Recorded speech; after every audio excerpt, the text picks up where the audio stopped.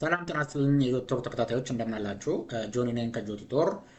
ዛሬ ይዤላችሁ የመጣሁትኝ በርካታ የቻናሌ ተከታታዮች የቻናሌ ቤተሰቦች እንዴት አማርኛ ፊደሎችን ኮምፒውተር ላይ መጻፍ እንችላለን ብላችሁ በጠየቃችሁኝ መሰረት ዛሬ አማርኛ ፊደሎችን እንዴት ኮምፒውተር ላይ መጻፍ እንደምንችሉ አሳያችኋለሁ ማለት ነው። እስከ ቪዲዮ መጨረሻ ድረስ ተከታተሉኝ። ስለዚህ ይሄ ጆቲቶርን ሰብስክራይብ ያደረጋችሁ ሰዎች ካላችሁ ሰብስክራይብ ማድረጋችሁን እንዳረሱ ማለት ነው። አሁን ቀጥታ እንዴት አማርኛ ፊደሎችን መጻፍ እንደምንችል እናያለን ማለት ነው። ስለዚህ ሰብስክራይብ ያደረጋችሁ ሰዎች ካላችሁ ሰብስክራይብ ማድረጋችሁ እንዳረሱ፣ እንደገና ደግሞ ሁሌ የምለቃቸው ቪዲዮዎች እንዲደርሳችሁ የደውል ምልክቷን ተጫኗት ማለት ነው። ስለዚህ አሁን ምንድነው የምናደርገው? ያው አማርኛ ፊደሎችን ለመጻፍ ቀጥታ ፓወር ግዕዝ የሚባል የተለያየ አይነት አፕሊኬሽኖች ነው ያሉት። ስለዚህ በዋነኝነት ግን የምንጠቀመው አማርኛ ፊደሎችን ለመጻፍ ያው ፓወር ግዕዞች ናቸው። ስለዚህ ፓወር ግዕዝ መኖሩና አለመኖሩን ኮምፒውተራችሁ ላይ ቼክ ማድረግ ይጠበቅባችኋል ማለት ነው። ራይት አማርኛ መጻፍ ስትፈልጉ መጀመሪያ ኮምፒውተር ላይ ፓወር ግዕዞች ተጭኗል የሚለው ነገር ማረጋገጥ ያስፈልጋል። ፓወር ግዕዞች ካልተጫኑ ግን ምን ማድረግ ይጠበቅባችኋል ማለት ነው? የግድ ፓወር ግዕዞችን መጫን ይጠበቅባችኋል ማለት ነው። ስለዚህ እንዴት ነው ኮምፒውተር ላይ ፓወር ግዕዞች ተጭኗል ወይስ አልተጫኑ የሚለውን እንዴት ኮምፒውተር ላይ ቼክ ማድረግ እንችላለን የሚለውን አሁን አሳያችኋለሁ ማለት ነው። ስለዚህ የምታደርጉት ምንድነው የሚሆነው? ፓወር ግዕዝ ኮምፒውተራችሁ ላይ መጫኑን ለማረጋገጥ ቀጥታ ስታርት ውስጥ ትገባላችሁ። ከዛ ኦል ፕሮግራም የምትለውን ትነኩልኛላችሁ። ከዛ በኋላ ፓወር ግዕዝ የምትላለች ፓወር ግዕዝ የምትለውን ትነካላችሁ። ወደታች እያደረጋችሁ ፓወር ግዕዝ የሚል ትፈልጋላችሁ። ከሌላ አልተጫነም ማለት ነው። እኔ ጋ ፓወር ግዕዝ 2010 የምትል ተጭናለች ማለት ነው። ስለዚህ ፓወር ግዕዝ 2010 ከዛ ግዕዝ 10 የምትለውን ከፍታታለሁ ማለት ነው። ግልጽ ነው። ስለዚህ እኔ ጋር አሁን ግዕዝ 10 ነው ያለው። የተለያየ አይነት ቨርዥን ያላቸው እነኚህ ፓወር ግዕዞች የተለያየ አይነት ቨርዥን አላቸው። ዞሮ ዞሮ የትኛውንም ቨርዥን ብትጠቀሙ አጠቃቀማቸው ተመሳሳይ ነው የሚሆነው ማለት ነው። ስለዚህ በዚህ አይነት መንገድ ፓወር ግዕዝ መኖሩን በዚህ አይነት መንገድ ማረጋገጥ ትችላላችሁ ማለት ነው። ስለዚህ ቀጥታው ምንድነው የምናደርገው? ወርድን እንከፍታለን ማለት ነው። ወርድን እንከፍታለን። ከዛ ወርድን ከከፈታችሁ በኋላ ወርድ ላይ አማርኛ መጻፍ ስትፈልጉ ቀጥታ ላንጉጁን ወደ መቀየር ይጠበቅባችኋል ማለት ነው። ወደ አማርኛ መቀየር ይጠበቅባችኋል። እስካሁን ድረስ ስንጽፍ የነበረው በምንድን ነው? ማይክሮሶፍት ወርድ ላይ በእንግሊዘኛ ነበር ራይት። ስለዚህ እንግሊዘኛ የነበረውን ወደ መቀየር ይኖርብናል፣ ወደ አማርኛ መቀየር ይጠበቅብናል ማለት ነው። ስለዚህ የምታደርጉት ምንድን ነው? እዚች ፎንት የምትለው ውስጥ ገቡና ላይ እዚች ጋር አሁን ምናካት ጋር ክሊክ አድርጋችሁ ፎንት ውስጥ ገቡና እዛ ውስጥ ምን የምትል ነገር ትመርጣላችሁ? ፓወር ግዕዝ ዩኒኮድ 1 የምትለውን ትመርጡልኛላችሁ። ከሌለ ወደ ታች ቤት ውስጥ ሄዱና ትፈልጉታላችሁ። ከሌለ ካገኛችሁት ግን ፓወር ግዕዝ ዩኒኮድ 1 የምትለዋን ትመርጣላችሁ ማለት ነው። ፓወር ግዕዝ ዩኒኮድ 1 አሁን እሱን ከመረጣችሁ በኋላ አሁን ቀጥታ ምን ማድረግ እንችላለን ማለት ነው? አማርኛ ፊደሎችን መጻፍ እንችላለን ማለት ነው። እዚህ ጋር እንደምታዩቸው ወደ ጎን 7 መደቦች አሉ። እዚህ ጋር ሃሁ ሂ ሃ ሄ እያለ ይሄዳል። እዚህ ጋር ደግሞ ስመጡ ኤች አይ ኤች ኤም እያለ ይሄዳል። ወደዚህ ደግሞ የምትሄዱ ኤ ዩ አይ ኤ እያለ ይሄዳል። አሁን እዚህ ጋር ያሉትን መደቦች አንድ ግልጽ ልንገራችሁ። ለምሳሌ ኤችን ብቻ ስነኩ አሁን ከኪቦርዳችሁ ላይ ማንን ነው የሚጽፍላችሁ? ሃን ነው የሚጽፍላችሁ ማለት ነው ራይት።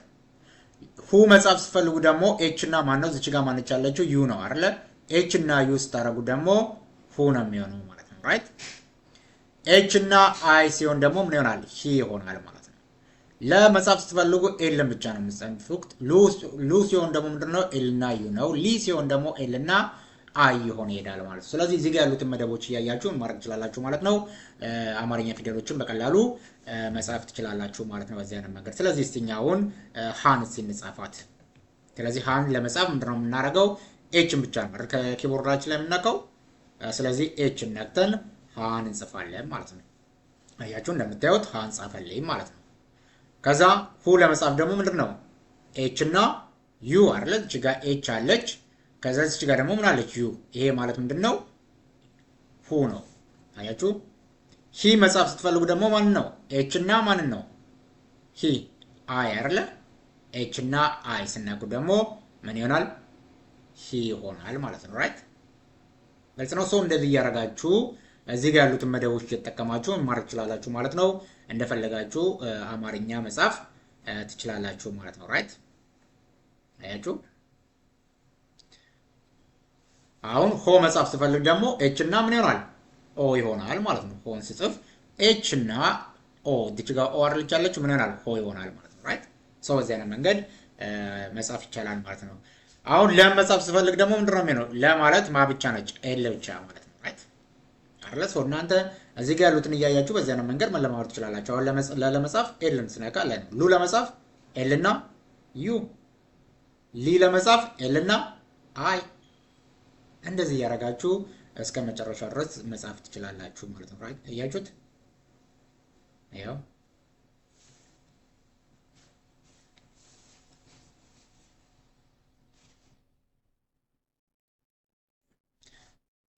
አሁን እዚህ ጋር ትንሽ ለየት የሚለው ምንድነው? ሀመር ውሃ መጻፍ ስትፈልጉ እችን ሀመር ውሃ መጻፍ ስትፈልጉ ደግሞ ሽፍት ፕላስ ኤች ነው የምትነኩት።